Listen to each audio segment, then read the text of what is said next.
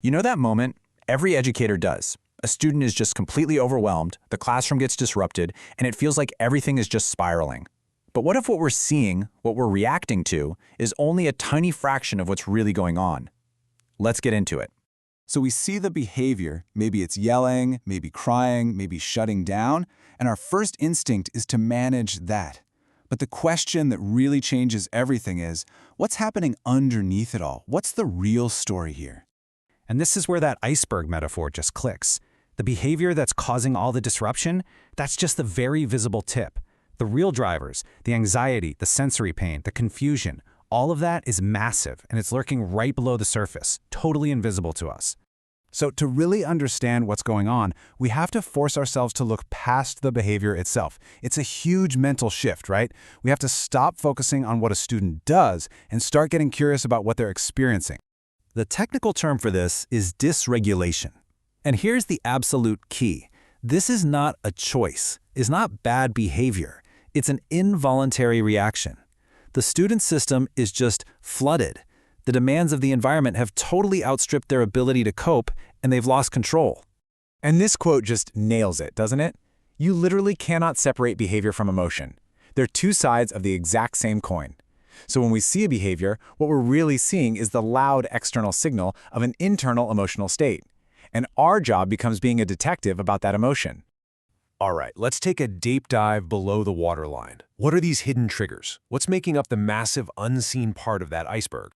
You know, for many of us, a classroom is just a classroom. But for an autistic student, it can be a sensory minefield. That hum from the fluorescent lights, it can feel like a siren.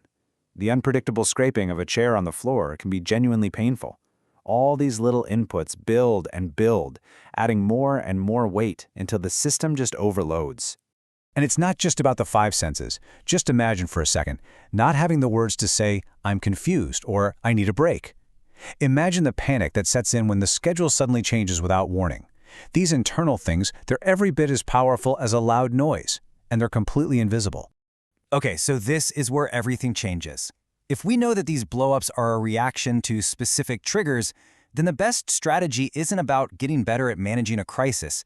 It's about stopping it from happening in the first place.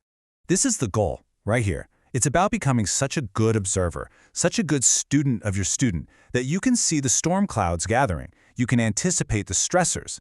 It's like you develop this superpower to see the crisis coming and gently steer the ship in a different direction. You go from being reactive to being truly proactive. And the best tool we have for building this kind of proactive, supportive environment is something called Universal Design for Learning, or UDL. You can think of it as a blueprint for creating classrooms that are designed from the ground up to work for everyone, removing the barriers before students even encounter them. So how do we actually do this? What does it look like in practice? Well, UDL gives us three main principles to work with that help us rethink how we build our learning spaces. First up is the why of learning. This is all about engagement and motivation. How do we get students interested? For an autistic student, this is a huge opportunity. We can tap into their intense interests. So if a student loves dinosaurs, can we use dinosaurs to teach math? That hooks them in on an emotional level. Next is the what of learning. You know, not everybody can learn just by listening to a teacher talk. We need to offer information in a bunch of different ways. Can we show it visually? Can we let them listen to it? Can they touch it or build it? This just makes sure that everyone can actually access and understand the material. And finally, there's the how of learning. Writing a 5-paragraph essay isn't the only way to show what you know. It's about offering choices. Can a student make a video, or draw a comic strip, or build a model? This gives every single student a chance to shine and show their understanding in a way that works for them. So when you look at these practical tips, what's amazing is how simple a lot of them are. We're talking about things like creating a quiet corner in the room, using a visual timer instead of a loud bell, or just dimming those harsh fluorescent lights. These aren't huge, expensive changes. They're small, thoughtful adjustments that lower the stress level for everyone. But let's be real. Even with the best prevention in the world, sometimes a crisis will still happen. And when it does, our goal shifts. It's no longer about prevention. It's about safety and support. And having a clear plan is absolutely vital. It really helps to know that a crisis has a kind of life cycle. There's the warning phase, where you can still see the little signs of distress. That's your last chance to intervene and de-escalate. Then comes the dysregulation phase, where rational thought is offline and safety is the only thing that matters. And finally, there's recovery, where the student is spent, vulnerable, and needs comfort, not a lecture. This right here is so important. When a student is in the middle of a crisis, the most powerful tool you have is your own calm. Your calm is their anchor in the storm. Look at the do column. It's all about reducing. Reduce your voice, reduce demands, reduce the number of people. We're trying to lower the threat level. The don't column, that's all stuff that adds fuel to the fire. After the storm is past, the work isn't over. But this is absolutely not the time to talk about what they did wrong. It's not a teachable moment. The student's brain is exhausted. They need you to help them feel safe again. That's called co-regulation. You're basically lending them your calm until they can find their own.